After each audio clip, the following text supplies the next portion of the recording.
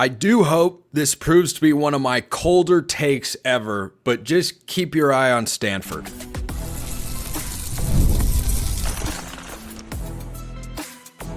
You are Locked On Ducks, your daily podcast on the Oregon Ducks. Part of the Locked On Podcast Network, your team every day.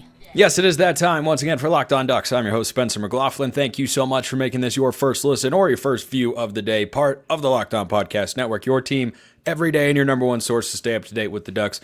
The wide receiver on Oregon that nobody's talking about until now, but they definitely should. Nate Bittle to the NBA draft. That's a possibility, all on today's show, which is brought to you by our friends over at Game Time. Download the Game Time app, create an account, use code LOCKEDONCollege for $20 off of your first purchase. So, remember our old friends from the Pac-12, RIP, the Stanford Cardinal, those big games, or more accurately, or recently rather, the games that Oregon should be able to win, and it's harder than it needs to be?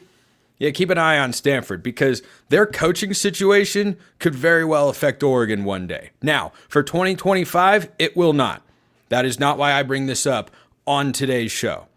Because the Cardinal, with general manager Andrew Luck, if you missed that piece of news, they moved on from Troy Taylor once he got there. There was an off-the-field incident or two, and then Andrew Luck said, we want to go in a different direction. Now they've brought in Frank Reich, the former Indianapolis Colts head coach, to be the interim head coach. Maybe that's a long-term solution. I discussed that more over on today's episode of Locked On College Football. The reason this could impact Oregon one day is I think Will Stein could absolutely emerge as a candidate to be Stanford's head coach.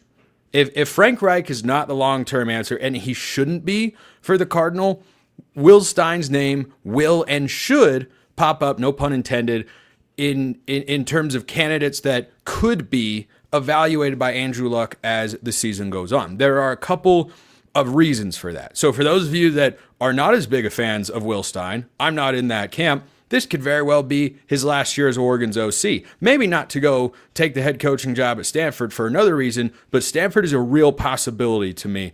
And here are two reasons why. Reason number one, the Cardinal are looking for what feels like a reset as a program. Will Stein represents that compared to who they've had at head coach for the last 15, 20 years. They've gone with the old, chiseled, grizzly kind of veteran guy. Jim Harbaugh, been around for a while. David Shaw was around for a long time. Game eventually passed him by. They go bring in Troy Taylor, who'd been a head coach for a while. He's not a young guy, and it didn't go in the direction they were hoping for. And Andrew Luck, to me, is projecting an image and making a sudden move like this of, we want to move into the new era. There have been discussions about ramping up their NIL commitments, allowing transfers in, which they are doing more than they used to, which is a very low bar. But Andrew Luck very much wants Stanford to be competitive, which is why he took the job. I think Andrew Luck, going out on a limb here, saying a Stanford guy is smart enough to know that Stanford has to evolve. And so maybe one day he does want to go with a full-time position and say, we want a full-time, or we want an older guy who's been a head coach before. But maybe to inject some energy and life and juice into the program, he wants a young guy, because that's a trend in college football. Dan Lanning is a young guy having a lot of success. Kenny Dillingham down at Arizona State, a young guy having a lot of success. I know he's a tad older and last year was a disaster, but Mike Norvell at Florida State, another answer. Both sides of the spectrum can work. The young up-and-comer can be great, and the old guy who knows what he's doing can also be really good. I don't know which direction they'll go in, but Stein would make a lot of sense because after 2025, it will have been his third year at Oregon. That's a pretty high-profile place to be as an offensive coordinator. Who knows if he delivers a third straight Heisman finalist quarterback? At the very minimum, though, he'll have a resume of 2 Heisman finalists. He is a really good play caller, as he has been over the last couple of years. The numbers reflect that. No, I am not saying he has been great every single game and every single moment of his career. Nobody is, but if you can bring in somebody like that who's got a proven track record with quarterbacks, which is what Andrew Luck, of course, played while he was at Stanford, I could see that connection making a lot of sense in Andrew Luck's mind. So that's the first reason. And Will Stein does seem like somebody to me who would want to be a head coach one day.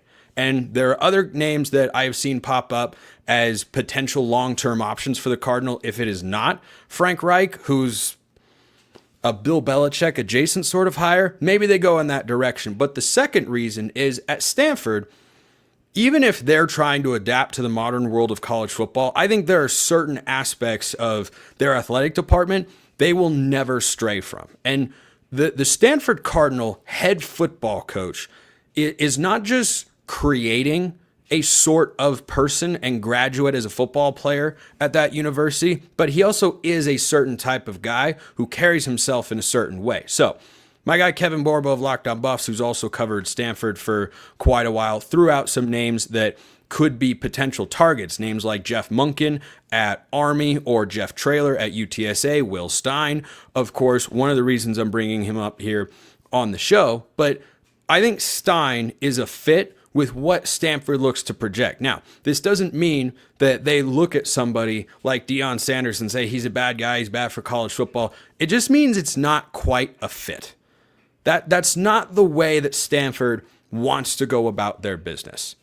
They don't want to be flashy, showy, under the radar. Will Stein, I don't think gets enough credit for the recruiter that he is, which might be my fault here as a host of Locked On Ducks. But Will Stein has got a proven track record of recruiting at a pretty high level and developing quarterbacks and producing quarterbacks at a couple of different spots, different styles of quarterbacks over the last several years, and he's been consistently successful. But when you think of Will Stein in an interview, just kind of looks like a normal guy.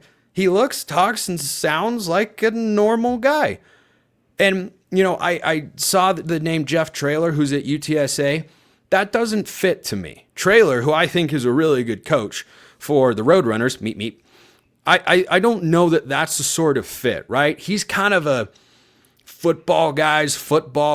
He's from the southern part of the country and just doesn't feel like that's a perfect cultural match. When Brian Harsin went from Boise State down to Auburn, there were a lot of questions about, is this really a cultural fit? Going from Boise to Auburn, Alabama, it never blended between himself and the fans and the alumni and administration. It didn't quite click. Harsin was a great coach at Boise State. Heck, once upon a time, he might have been a target for this Stanford coaching vacancy. But I do think Will Stein kind of fits that mold of the sort of image that Stanford tends to want to project with their head football coach. He's just low key. He's just going to go about his business, do his work, and deliver results. I think that's what they're looking for, and why one day, watch and see how this all develops throughout the course of the 2025 season. If Frank Reich is a big success, I'm not expecting that. Their best player hit the transfer portal, David Bailey. I'd take him into Oregon. I don't think they're going to go after him. But if he's some big success, then hey, more power to you. Maybe Frank Reich should be Stanford's next head coach. I think he fits a lot of the same boxes, but just has more experience than Will Stein does in the coaching realm, and he's been a head coach before. So watch and see how that all plays out. But if you've ever thought about, well, what kind of job would Will Stein take? I know Stanford's not as easy as it used to be, but I think Andrew Luck is trying to change that, and it's still an opportunity to be a head coach in the ACC. Yeah, that's a real sentence that I'm muttering here in 2025. This is a crazy world. Let me know your thoughts in the comments below. Hit me up on Twitter, all that good stuff. There is a wide receiver that we've got to talk about, and we haven't, but we're going to.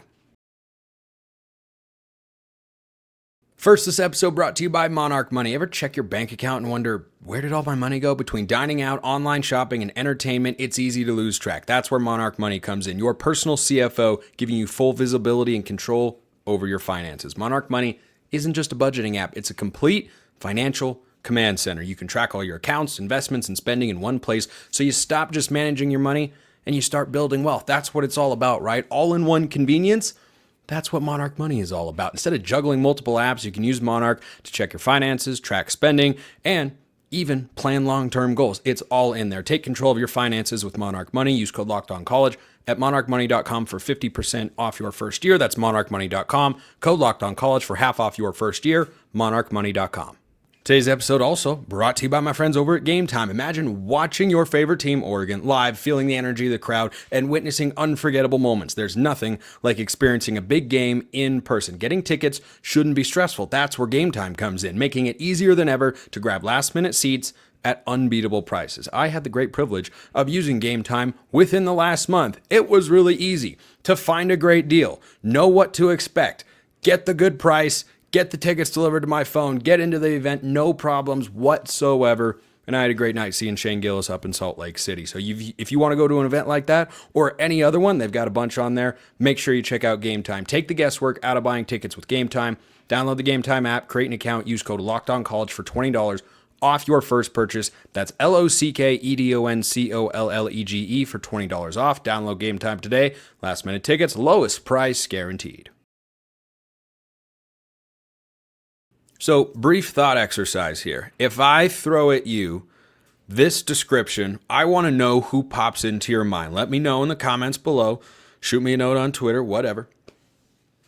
A wide receiver who was not putting up huge numbers last year, came up clutch in some big spots, and filled in when he was asked, and did a more than serviceable job filling in for a couple of different spots on the wide receiving core. He's going into his fourth year as a Duck here in 2025. And he's flying under the radar when you talk about this Oregon wide receiver room. Who pops into your brain?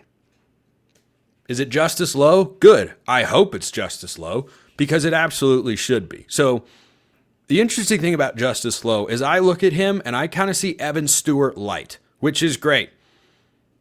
Because when he was called upon last year, when Tez Johnson was hurt against Michigan, or when Trayshawn Holden was ejected against Ohio State, he did his job. He was incredibly solid. I don't know exactly, and I'll get to this more in a moment, I don't know exactly where he fits into the rotation going into next year. The reason I see him as kind of Evan Stewart light is, number one, he's not as good as Evan Stewart. The production against Ohio State should be evident of that. Doesn't mean Lowe isn't a talented guy who has been just sticking it out with Oregon and waiting for his time to contribute, and that was last year. He was the fourth most snapped Oregon receiver a year ago. Make of that whatever you would like as you look at next year with an incredibly loaded receiving core. But Evan Stewart is 6 foot, 175 pounds. Justice Lowe is 6'1", 185. So he's an inch taller and 10 pounds heavier. Now, I feel like Evan Stewart plays a little bit heavier than Justice Lowe does, but both of these guys are fleet of foot, good route runners, and can really do anything on the route tree that is asked of them. So his numbers last year were 21 catches, 203 yards, and a touchdown. That came against Illinois, where he just cooks the DB off the line. I mean, absolutely smokes him. And that, again, is an Evan Stewart kind of trait, where it's, I'm just going to beat you off the line because I've got quick feet and I'm a great route runner. That's what I see with both of these guys, and I think that is fantastic. You know, Troy Franklin had the best Oregon receiving single season. That was just, oh my gosh, I'm embarrassed I said that. Let me try that again. Troy Franklin had the best single season of receiving as a wideout. That wasn't great either. You get what I'm saying. A couple of years ago, I don't think that Troy Franklin is as good of a pure route runner as Evan Stewart, and heck, he might not even be as good as Justice Lowe. Now he's been more productive so far than both of them over his time at Oregon, but they're just different styles of guys. They do different things well. So the highlight game for Justice Lowe last year is when Tez Johnson got hurt at Michigan. Trayshawn Holden stepped up big, but Justice Lowe was kind of working in that intermediate to short range set of routes for Dylan Gabriel. He had 6 catches for 45 yards. That was his best game as a Duck. I know he had the touchdown against Illinois, but that was a spot where he needed to step up. You know, in the first Ohio State matchup, he was in there for one play, made a great catch, but that was really the only moment where he was a big factor in the game. Michigan, he was a regular part of the offense, and he had to be. So next year, I think there are 2 different ways where his career could go. I could see him more than doubling his receiving total from this past year. I could also see him cutting it in half. This is something that might get worked out during spring football, might not. Might factor in, or injuries might factor in to how this plays out as well. when the fall rolls around, happy April, by the way, that much closer. Spring game, 25 days away. Just put it on your calendar. So I think he could be over 400 yards. I think he could be at or under 100 yards. It depends on where he falls on the depth chart, because the depth in this wide receiver room is pretty crazy. Now, he is, I believe, he's the longest tenured Duck wide receiver. Kyler Casper would also fall into that category, but if you factor in experience, Justice Lowe is the longest tenured / most experienced Oregon wide receiver on the roster. Evan Stewart is playing his 4th year of college football, second with Oregon. Casper reclassified to the class of 2022, which is when Justice Lowe came in, and Casper hasn't played as much as Lowe has. And Kyler Casper, by the way, was a higher rated recruit. But Justice Lowe has clearly been better this past year. Lowe was healthier, or I think Casper would have had a bigger role than he did have. I don't think he would have outsnapped Justice Lowe, though, who did a lot of really good things. But going into next season, Casper's still in the room. You've got Jerion Dickey. Is he fully healthy and ready to take a step forward? You've also got Gary Bryant Jr., who can play in the slot. You've got DeCorian Moore coming in. Oh, here's Jeremiah McLaughlin going into his 2nd year. He was a highly touted recruit. And you've still got Evan Stewart on the perimeter. So finding catches in this wide receiver room could be really difficult. The good news for Oregon, I don't worry about the talent level at all. I don't worry about it whatsoever for the pass catchers on the perimeter. And frankly, at the tight end position too. Sadiq he's awesome, that guy. He is probably one of the more dynamic recruits whose career I've covered in its entirety here on the show, dating back to his early recruitment to Oregon to this upcoming season, which could very well be his final year. I hope it's not, but it could be, because he's got a lot of NFL traits. There aren't guys that can block like him that run that well. Fly sweeps to tight ends. This is not a common thing. This is a rare thing to come across, and Kenyon Sadiq can do all of that. But I'm really interested to see where Justice Lowe lines up the most, because, at 6'1", we saw him play a little bit in the slot, replacing Tez Johnson, but is that DeCorian Moore's spot to fill? Is that Gary Bryant? Do they want Justice Lowe on the outside? Well, is he competing for snaps with Kyler Casper, who's also in his 4th year and is taller, but I don't think is quite the route runner, but has got a bigger catch radius? I don't know. Maybe Justice Lowe is in play between the 20s and inside the 20 when you're getting in the red zone. That's more Kyler Casper territory, because, when he was working to break into the fold last year, Casper was a red zone specialist. He was getting down in certain packages really inside the 10, and he was an option read on, or not an option read, that's not the right way to phrase it. He was an option on passing plays, and he's just running a fade route to have a jump ball in the corner. So I think for Justice Lowe, continue being able to get the trust of whoever's playing quarterback, likely Dante Moore, but hey, you never know. I think that's the biggest thing is, he's the 4th most snap receiver, but only 21 catches, not a ton. But, in spring ball, I think this is an opportunity for him to work his way up the depth chart, to build a rapport with Dante Moore. And, I was perusing his Pro Football Focus grade, and the entire Oregon receiving core, I do like PFF, because they, unlike me, are evaluating every single snap. I don't use it as a holistic evaluation, though, because sometimes what they do, particularly with perimeter guys like corners and receivers, I think sometimes they can be off the mark, or the PFF grade is not everything you should look at. Justice Lowe was the lowest graded receiver for Oregon that had the minimum number of snap requirements at 58. But there was only one receiver that graded over 70 last year. 70 is good, 80 is great, 90 is special. Only one Oregon receiver graded over 70. That was Tez Johnson, of course. No surprise. But when you think about Trayshawn Holden and Evan Stewart last year, would you describe them as below average players? PFF would. I certainly would not. So I don't put a ton of stock in that. It does at some level reflect, hey, based on their evaluation, he can be a better route runner. He could be a better blocker as well. You can always get better in those sorts of areas. But I think the biggest challenge for him is, solidifying himself as a regular part of the wide receiver rotation. We don't know how big that'll be this year, because there are a lot of guys that can be in the fold. You got Gary Bryant Jr., like I said, Jeremiah McLaughlin. He's someone that can play inside and out. So can Gary Bryant Jr., who's done that over his time at Oregon. So a lot of options there, but I think Justice Lowe is really under-discussed in the wide receiver room, and I could see him being someone that has 400 to 500 yards receiving for the Ducks next year, or maybe he gets beat out. Maybe McClellan is better than him on the perimeter. Maybe DeCorian Moore starts at slot, and it's just kind of those two guys with Evan Stewart, and then you have Malik Benson, the Florida State transfer, in the fold as well. Lowe's got a lot of versatility, but he's got to figure out where his role is and how he can improve upon what I thought was a solid and like semi-breakout year. Really, it was a few breakout moments in 2024. So, as always, let me know your thoughts in the comments below. I have thoughts on one Nathaniel Bittle going to the NBA draft, or is he?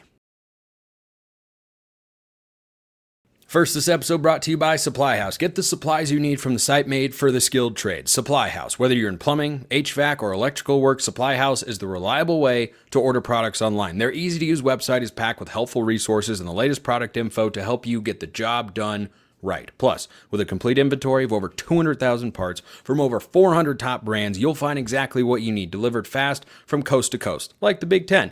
Need help with an order? Supply House offers expert support and industry-leading service, so you'll always talk to a real person. And for trade pros looking for an extra edge, their free TradeMaster program offers exclusive perks like a dedicated phone line, free shipping, and discounts on every order. Thousands of skilled professionals are already taking advantage. Now it's your turn. Join the TradeMaster program today at supplyhouse.com/TM and start ordering plumbing, HVAC, and electrical supplies with just a few clicks. Plus, use promo code SH5 for 5% off your first order. That's supplyhouse.com.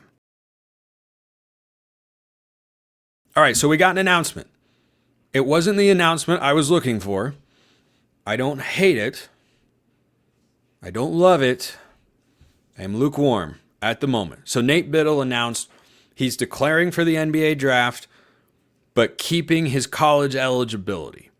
So this is going to be N'Faly Dante and the NCAA waiver, which ultimately got denied, which some guys are still floating around. That makes me question that decision every single day and drives me insane.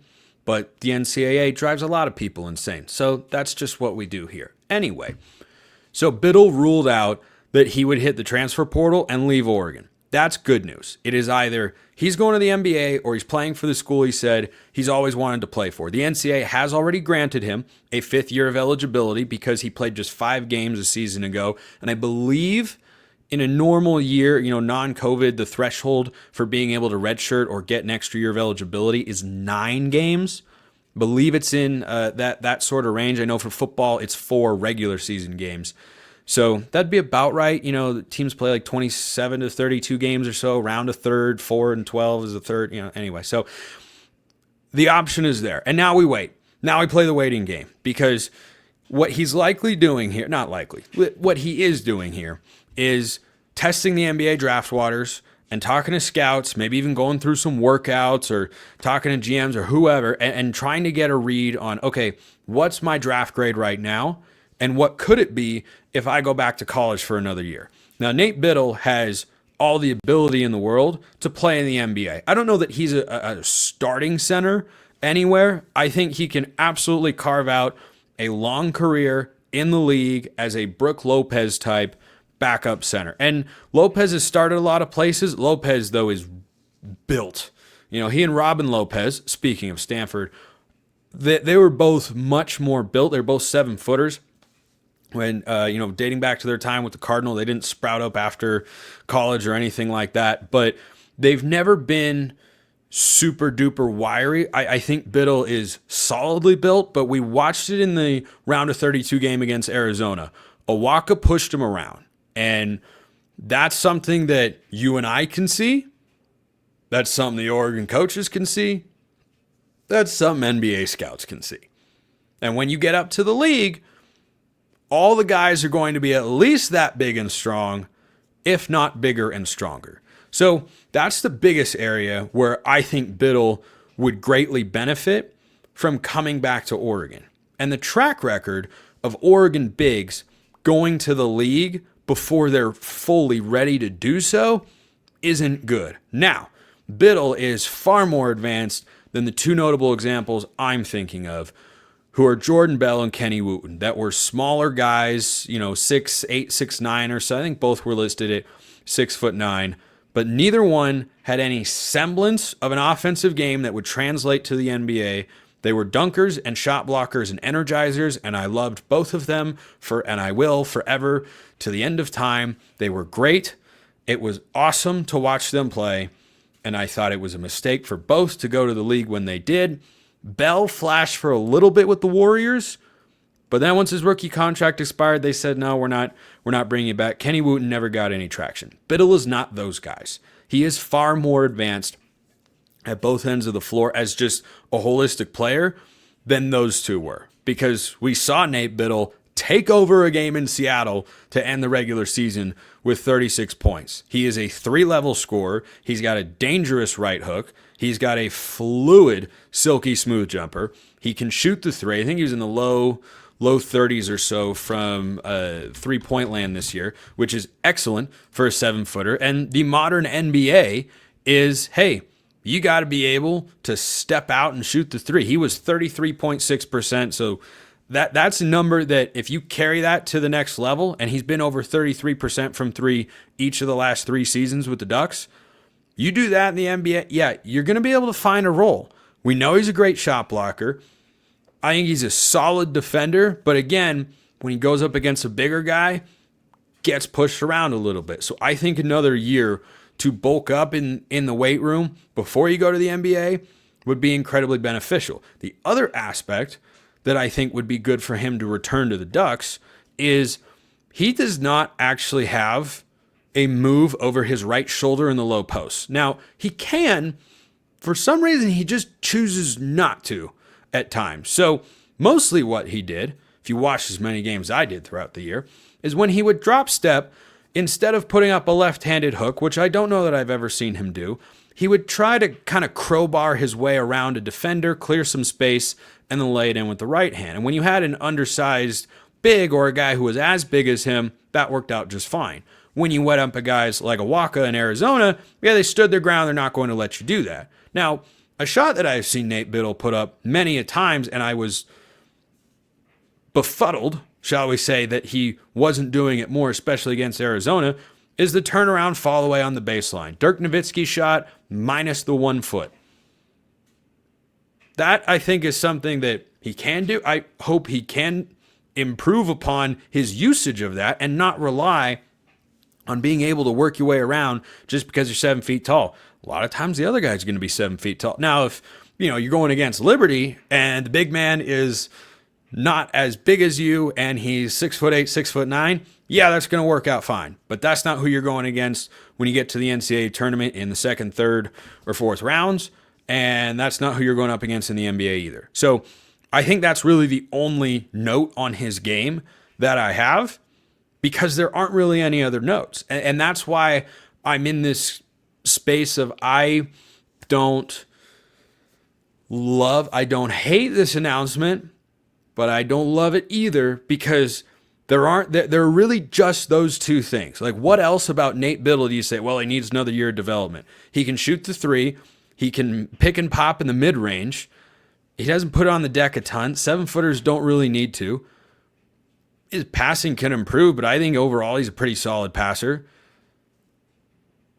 Going left in the post and being able to not get pushed around by guys that are bigger than you. Those are the only things that I can really see. And those might be small things. Those might be big things. It might depend on what the NBA draft scout says. So if he comes back, if he doesn't come back, I'll touch on this more tomorrow. Oregon really needs him to come back. That is absolutely part of my feeling of perhaps trying to speak this into existence of Nate Bittle returning. Yeah, I really want him to come back because he's really good. And Oregon can be really, really good next year, and Nate Bittle would leave a big void. But I think from just an NBA evaluation standpoint, there are a couple things that he can improve, but he doesn't need to work leaps and bounds. He could step in and be a backup big and average, 6-7 points a game, 3 to 4 rebounds and a block shot in 15 minutes off the bench, backing up, Donovan Clingan in Portland. One day, I could see that. But Klingan's a great example for my beloved Trailblazers that I think would be able to push him around a little bit and make life more difficult for him and make him essentially kind of a stretch 4 or 5 and not someone that could play in the low post. But there's a role for that sort of player too. So time will tell. More on that tomorrow. Appreciate everyone listening. I will see you next time. Have a wonderful rest of your day, and go Ducks.